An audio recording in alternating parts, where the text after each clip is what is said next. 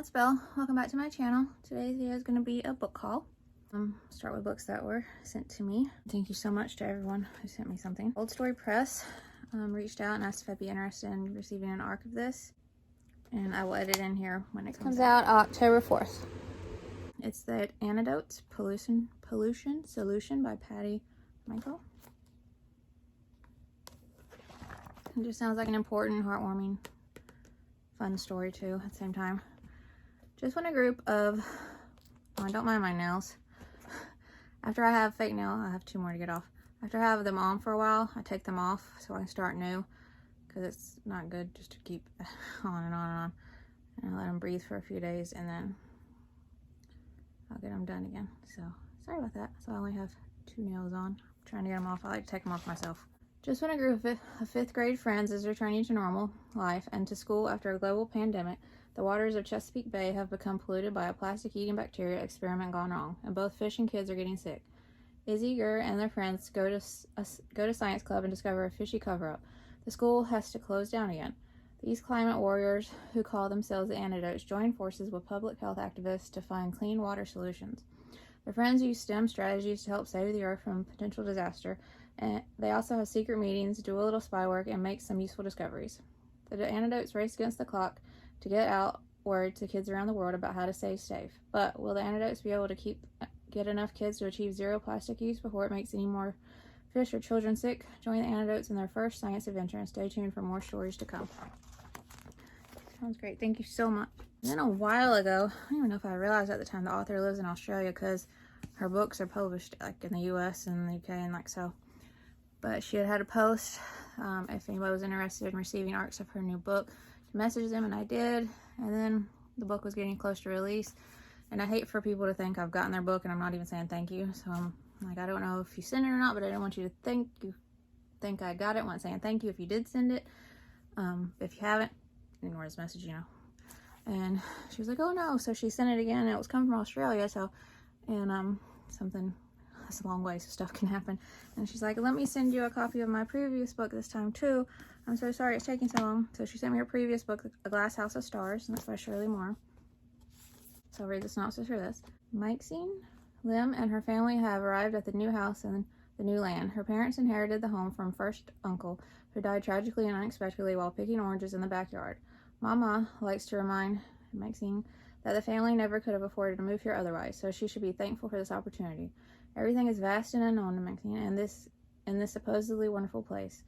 Maxine's only solace is a run-down greenhouse, which her uncle called his glass house, at the far end of her backyard, that inexplicably holds the sun and the moon and the secrets of her memory and imagination. When her fragile universe is rocked by tragedy, it will take all of Maxine's resilience and bravery to finally find her place of belonging in this new world. That's incredible. Thank you so much for sending that. And then she sent the ARC, and this is out now. And this is her newest one. Came out in July. All 4 quarters of the moon. This is beautiful. And I won't read the synopsis of this one because I did read it in my most anticipated releases video. So I won't do that to y'all again. But I'm so excited. Thank you so much to the author.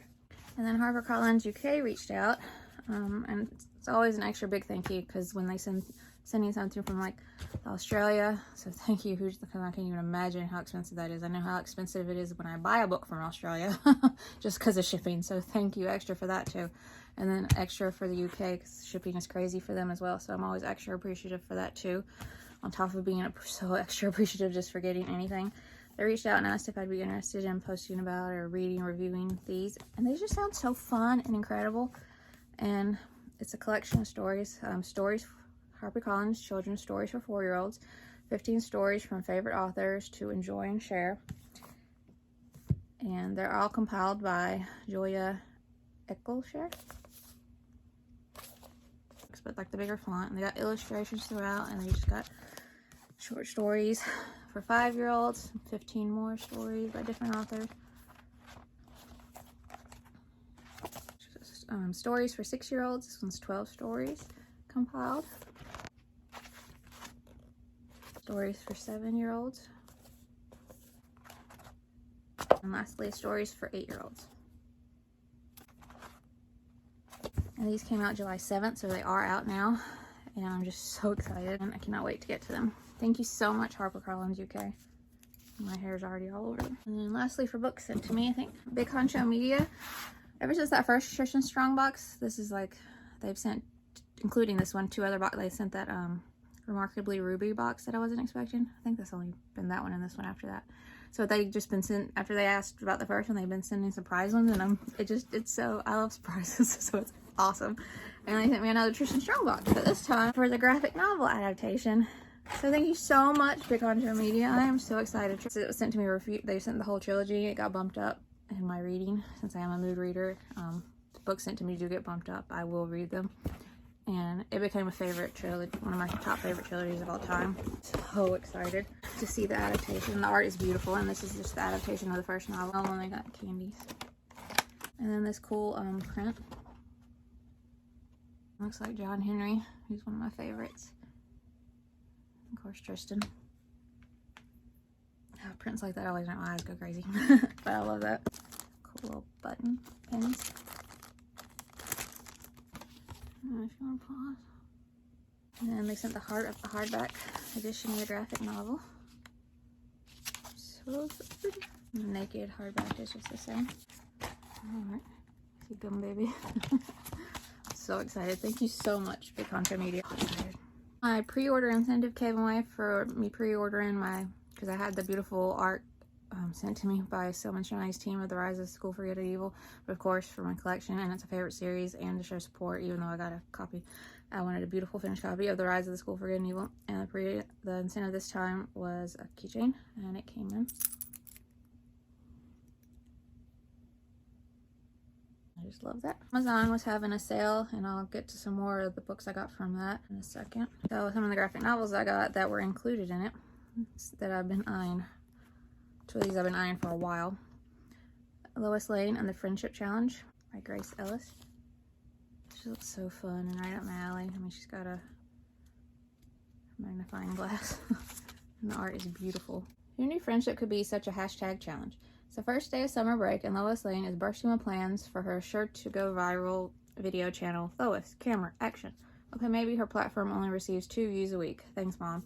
And maybe her best friend, Kristen Lee, isn't quite as enthusiastic about social media, but Lois is certain the new hashtag friendship challenge will change that. Luckily, the annual neighborhood bike race will be the perfect backdrop for their video. But when the girls find out the fireworks are missing, Lois doubles down on her efforts for fame, testing her friendship in ways she couldn't imagine. With Kristen leaving for sleepaway camp after the race and a new girl on the block taking all of Kristen's attention, and will Lois be able to find the missing fireworks, celebrate the summer, and post the best hashtag friendship challenge video the internet has ever seen? Or will she have to face her challenges IRL, in real life? Sounds so cute. Oh, I've been wanting this for a while. The Leak by Kate Reed Petty and Andrea Belle. Ruth Keller is brash and precocious. She argues with her dentist, her parents, her teachers, everyone. When she discovers a strange black slime in a lake in her suburban neighborhood, she can tell something is very wrong. She decides to investigate. Her findings take her all the way to the town's high-end country club, but as her story goes viral, Ruth discovers how difficult it is to take a stand for what's right in the face of critique and controversy, mean girls, and skeptical adults. It sounds like an important story, and the art's beautiful. I'm so excited to finally have it. And I was so happy this was included in the sale. It's the first graphic novel book in Emmy and Friends by Terry Levinson. And like I said, the graphic novel that Big Honcho Media sent me, Remarkably Ruby, was like the 6th in this series. And I loved it so much. And it makes me twitch to even think about reading a series out of order, but it was sent to me, and I didn't want to read 5, buy 5, and then read 5 to get to that one. I wanted to get it read. But the only reason I went ahead and read it without doing all that was because it can be read as a standalone, and it truly can for someone like me, because it's new characters each book from what I'm told, and new stories. So I love that. So I got Invisible Emmy. Crushes, humiliation, drama, middle school. This is a story of 2 totally different girls, quiet, shy, artistic Emmy and popular, outgoing, athletic Katie, and how their lives unexpectedly intersect one day when an embarrassing note falls into the wrong hands. Looks like it'll alternate between 2 different kids again, and I love that, so I can't wait to dive into that. Sequels. I got the next book in the Alcatraz versus Evil Librarians. This is book 4 by Brandon Sanderson. And I always have all the hardcovers, and they're re-releasing it in paperback, same illustrator, but this is book 4, and I just think it's going to be a favorite series. They just sound so up my alley, and I love the hardcover and the paperbacks, and they're illustrated inside too, so I'm so happy to have that. And then I got the third in this, another one that looks like it's going to be a good favorite, just the way it sounds. The third in the Mirror Chronicles, The Last Night by Ian Johnstone.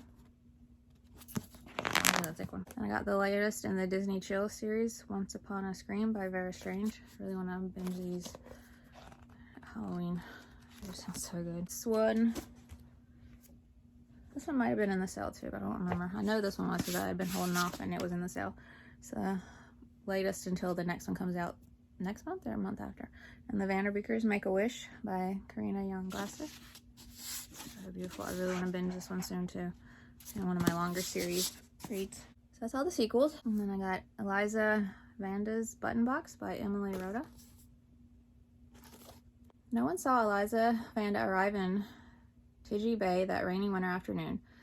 The signs advertising cabins for rent was almost hidden by a pile of builder's rubble, but Eliza Vanda didn't seem all that put out by the mess. "This is a nice little pocket," she said. "It should suit us very well."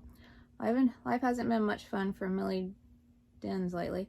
There seems to be problems everywhere she looks. She's always loved her home in Tidgy Bay, but at the moment she wishes she were anywhere else. Then Eliza Vanda turns up and magic comes with her. Doesn't say much, but I'm very intrigued. And then I got G.I. Joe Classified by Kelly Scovern.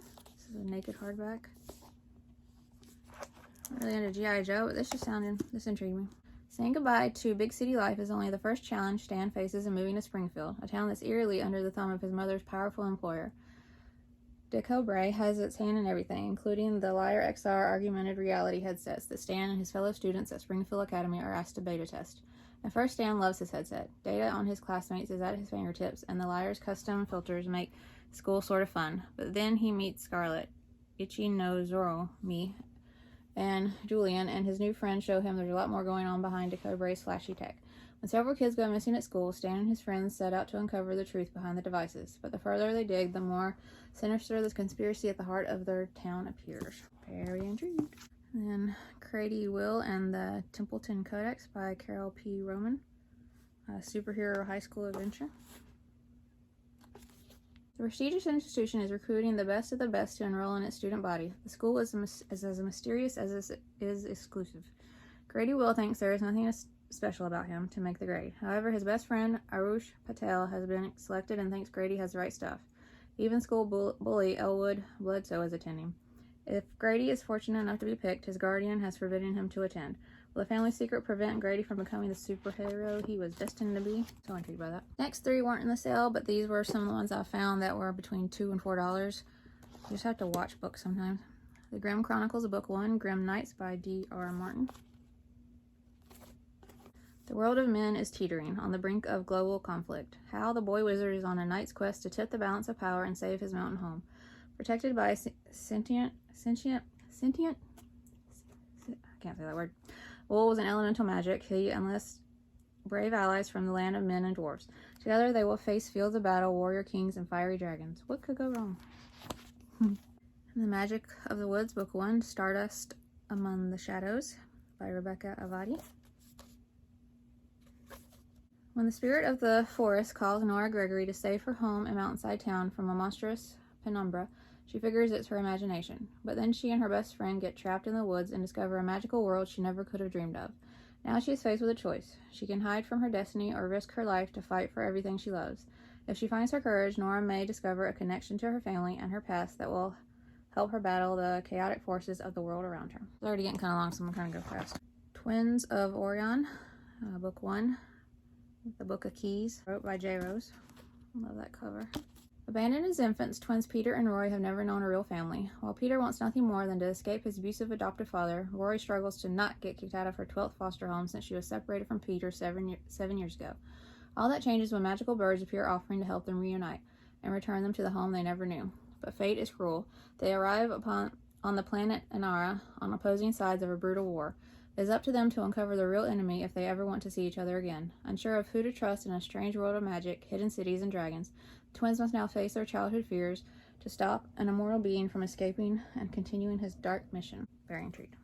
I've been eyeing this series forever. The third book, these were like $5, and that was really cheap for them. The third book was $12 something, so I waited on that one. but I got the first 2 books in the Earth Chronicle series, Hannah and the Hollow Tree by J.A. Brown. Gala's Revenge. Awoken by a phone call in the middle of the night, Hannah Washingham and her mom Caroline rushed to the bedside of her estranged grandmother, Eleanor, who has been keeping a secret until now. Hannah, now the target of mythical assassins, must make it to the safety of the mysterious Hollow Tree. Will she make it there alive? Is she the one to save Gaia from dying? If not, worlds will crumble. That's enough to get me intrigued. This is one that was on, I found for like $3, $2. The Ghost of Ocean Cove by R. David Anderson. And all it says is, in the year 1885, Captain Christian Sanders departs San Francisco in the schooner C.S. Winslow, bound for Portland, Oregon, overloaded with cargo. A sudden storm lashes his ship, causes it sinking. And then The Land of Unlived Dreams by I.Q. Malcolm. Soji Fairborn wants nothing more than to give her father hope. After the 10-year-old's mother passed, her dad's aspirations vanish without a trace. When she's told of a magical world where lost dreams roam, she ignores her older brother's objections and dives right in. Soji and her brother explore a fantastical realm. They gather the strongest friends along the way, a detective, a smuggler, and even a samurai. But their combined strength might not be enough to defeat a villain bent on turning their quest into a nightmare. Can Soji restore her father's dreams, or would an unspeakable evil stop her from living out her own? This is a series, but I just got the first one for now. Avalon, Web of Magic, Circles in the Stream. Emily, Adrian, and Kara are all drawn to a secret place deep in the woods. It is much harder than it would be because Kara would not cooperate with the other 2 mages. There they discover a portal to another world through which strange and wondrous animals have emerged, searching desperately for the magic that will keep them alive. The animals are peaceful and good, but what follows them through the portal is pure evil. The girls have been chosen by magical beings called Fermentals to protect the magical animals, though they do not know why. To save them and their world, the 3 girls must begin a quest to find the lost home of legendary magic, Avalon, or to perish trying. And then Ship Shape by E.E. Dowd. It's a naked hardback. 5th grade for Ben Turner was supposed to start off like any other year at Riverside Elementary School, but with a puzzling scandal, a mysterious new principal who no one has ever seen, and robots that look an awful lot like people, Ben soon discovers that this is a year like no other. His rule-bending teacher, Miss B, has done what she can to protect the students from absurd rules and too much testing, but she goes too far. Something sinister is happening, and now it's up to Ben and his friends, Ellie and Nate, to put the clues together to find out what's really going on at Riverside before it's too late. Freak Show Summer by Anthony Bartley. Chapter head illustrations. In 1930s America, a young teen struggles to find his calling among his carnival family while outsiders try to destroy everything he loves. Among the freaks and misfits of Oliver Neal's marvelous carnival, 13-year-old Manny Dobra longs to find his place. Orphaned as a baby, he's been raised by the bearded woman, the alligator man, and the leprechaun family. Manny is a skilled artist, but he lives in the shadow of his deceased father's own talent. A new summer of promise is soon spoiled by the arrival of Ron the Bully and the Oldies, the Order of the Lion's Den, hell-bent on wiping out all carnivals. Manny realizes that what he finds lovely and ordinary is considered grotesque and abominable to the outside world. With the help of his friends, Nicole, Margot, and Penny, Manny begins to traverse the tricky road of life, finding his footing in a world of human curiosities, both the beautiful and the ugly. Sounds like such a great story. And then Magic Hunters, The Journey Begins by Brad and Jill Williamson. Hunter, the son of the huntsman who nearly killed Snow White, is tired of the shame that labels his family. Tricked into making a wish upon a magic mirror, he accidentally unleashes a curse that banishes magic from the story realms. In order to right this wrong, Hunter sets out to find a wizard who might be able to help. Along the way, he meets Izzy, a girl with no memory. Together, the pair embark upon an epic quest to restore the magic and memories that have been lost. Do Hunter and Izzy have what it takes to bring magic back to the story realms, or is magic lost forever? So intrigued by that. And then I got the 5th book, and I wasn't, because it was so cheap, and then I wasn't going to get any more, but the first 3 came to a great price. So now it's just the 4th one that needs to come to a good price, so I can get that, and then I'll have the whole series. But the Tales of Widow's Wood, the first book, Emma and the Bander Witch by Matthew S. Cox. Love these covers. The second book, Emma and the Silk Thieves. Emma and the Silver Bell Fairies. 10-year-old Emma doesn't believe in fairy tales or monsters that secret children away in the night until she meets one. She lives in a quiet village at the edge of Widow's Wood with her parents, her Nan, and her little brother Tam. Ready to abandon the whimsy of childhood, she finds the boredom of chores comforting and Anne's fanciful bedtime stories silly. One morning, a wan and weary older girl staggers out of the woods and sets the entire town aflutter with whispers of a child-stealing monster lurking in the forest. Nan tells her of the Banderwai, a dark soul who feeds on sorrow and drains the life from children's tears. Darkness comes calling on Emma's happy home, threatening the reality to which she desperately clings. The impossible becomes more and more real, forcing Emma to reach inside herself for the ability to believe. Her family depends on it. I'm so good. I'm so happy I'm finally getting them. 4 were included in the Amazon sale, and I've been wanting those 3 for a while now. This one I saw, and it's so little. Orphan Train Adventure, A Family Apart by Joan Lowry Nixon. The Orphan Train saga follows the story of the 6 Kelly children whose widowed mother has sent them west from New York City in 1856 because she realizes she cannot give them the life they deserve. The children, especially 13-year-old Frances Mary, feel an overwhelming sense of betrayal and abandonment. They cannot understand that Mrs. Kelly has made the ultimate sacrifice for them. Their arrival in St. Joseph, Missouri separates the children not only from their mother, but from each other as well. Frances has promised Ma that she will look after her youngest brother, and to do so she must masquerade as a boy. Frankie's adventures eventually involve her in the activities of the Underground Railroad. Was splitting up the family really her mother's greatest act of love? I've been wanting, so I'm so happy I finally got it. How to Find What You're Not Looking For by Vera Hiranandani. 12-year-old Ariel Goldberg's life feels like the moment right after the final guest leaves the party. It's the summer of 1967, and her big sister has eloped with a young man from India following Loving versus Virginia, the U.S. Supreme Court decision that says banning interracial marriage is unconstitutional in all 50 states. Ariel's Jewish parents don't approve, and soon her sister disappears into the bohemian New York City of the 1960s. Back home in Connecticut, her family's Jewish bakery runs into financial trouble, and Ariel is diagnosed with a learning disability. As change becomes Ariel's only constant, she's left to confront both her family's prejudice at home and anti-Semitism at school, honing something that will be with her always, her own voice. It sounds like an incredible story. And then A Game of Fox and Squirrels by Jen Reese. After an incident shatters their family, 11-year-old Samantha Litchfield and her older sister Caitlin are sent to live in rural Oregon with an aunt they'd never met. Sam wants nothing more than to go back to the way things were, before she spoke up.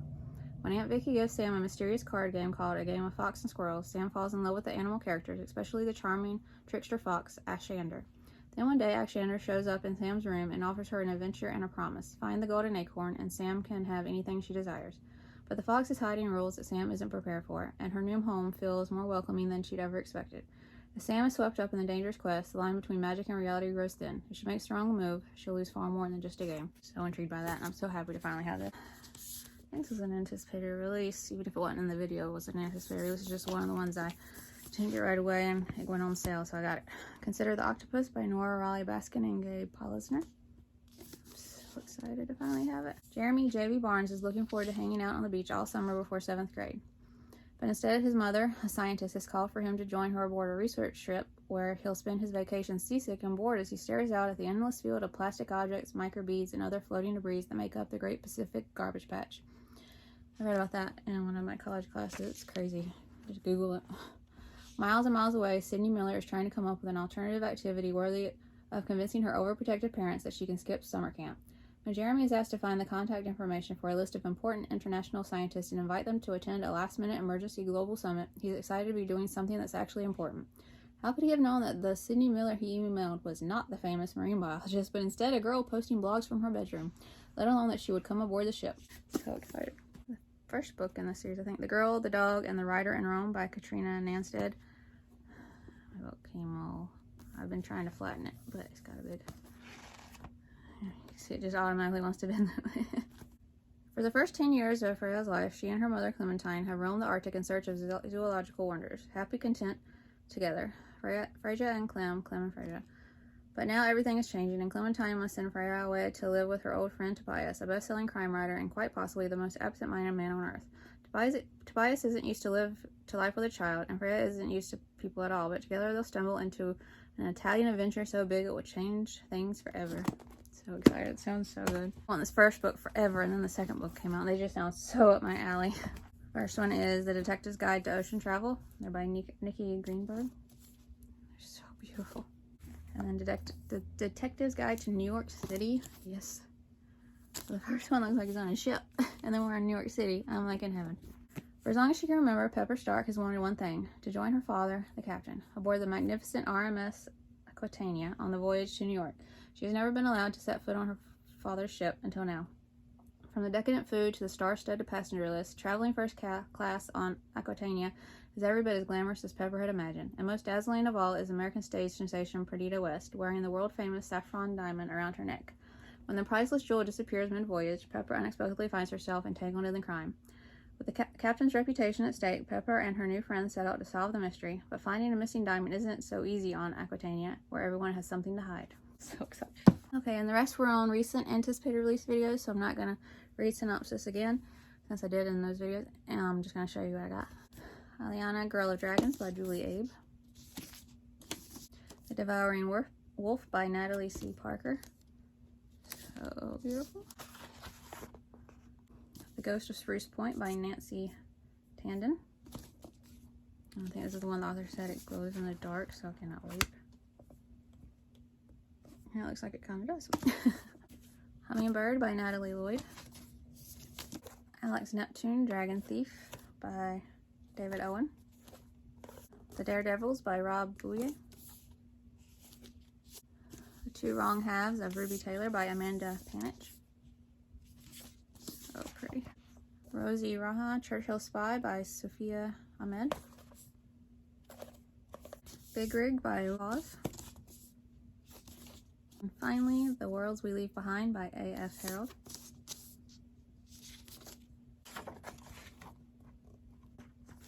Naked hardback. It's heavily illustrated. Alright y'all, that's it for this video. Did you see any that you want to read now? Have you read any already? Did you like them? Did you not? Let me know in the comments. And I hope you enjoyed the video. And thank you to publishers and authors that sent me anything in the video. I appreciate it so much. If you'd like to subscribe, I would love that if you'd like to. And I'll see you in my next video. Bye.